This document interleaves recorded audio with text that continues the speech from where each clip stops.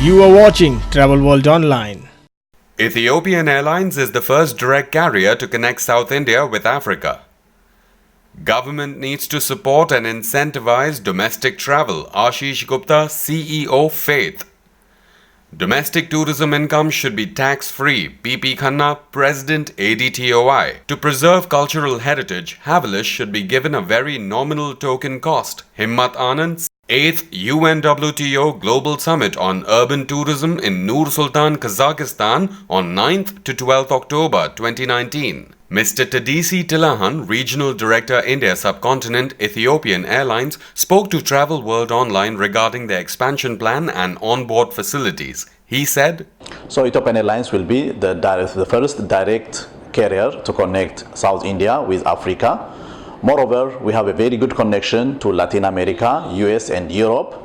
With short stopover in Addis, we offer a free city tour to the transit passengers, as well as short package for 1 day, 2 nights, and that can be enjoyed by the transit passengers that connect to US, Europe and Latin America. So with this stopover package, we are promoting Ethiopian tourism, Ethiopian holidays, and this will be an added benefit for passengers transiting via Addis to US and Europe, Canada. Emphasizing on the need to boost domestic tourism for sustainability, Ashish Gupta, CEO Faith, said, It's very important for all of us to realize and keep in mind that domestic travel is what will make our country's tourism sustainable. Domestic travel is almost 99% of total footfalls, and the government must work along with the industry to support and incentivize the domestic travel. So what are the ways of supporting? One, obviously, key ways of supporting is to ensure that the higher rate of taxation doesn't fall upon the traveling public. So it's probably a good idea to create within the income tax an exemption for domestic travel, say 50,000 rupees for people who travel within India, give them an income tax exemption as such. Even for corporates, there's so much of corporates who go outside the country for their MICE events. Why should they not be incentivized to run their corporate events within India? There will be a lot of value retention within the country itself. So for corporates, maybe one can look at a double expense weighted deduction, whereby whatever corporates spend on domestic MICE, a double weightage of that may be allowed to them for calculating their tax.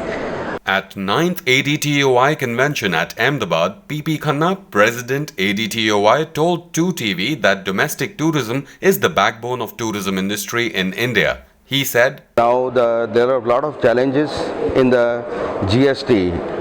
Now, though Finance Ministry along with the Ministry of Tourism, they are doing their best efforts to reduce the GST. The GST level is very high in India compared to our neighboring countries. The reason is that a lot of the MICE movements are shifting to our neighboring countries, and we wanted to restrict that. So in that regard, we have appealed that the domestic tourism should be exempt and there should not be any income tax on the domestic tourism.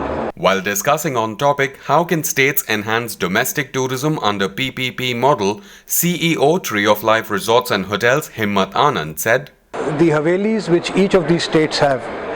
Now I think our cultural heritage goes back so many hundreds of years, and it is a pity that the havelis are not being given the care and the attention which they rightly deserve.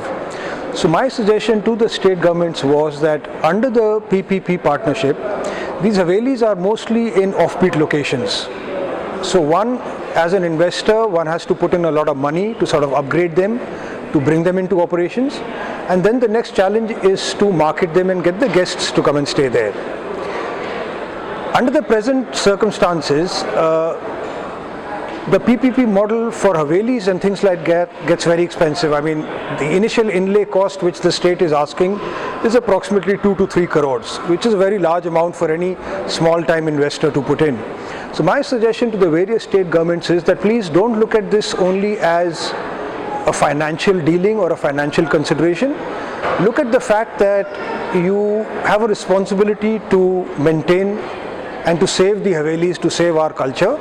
So these sort of buildings should be given to promoters at a very, very nominal token fee, and then let the investment come in.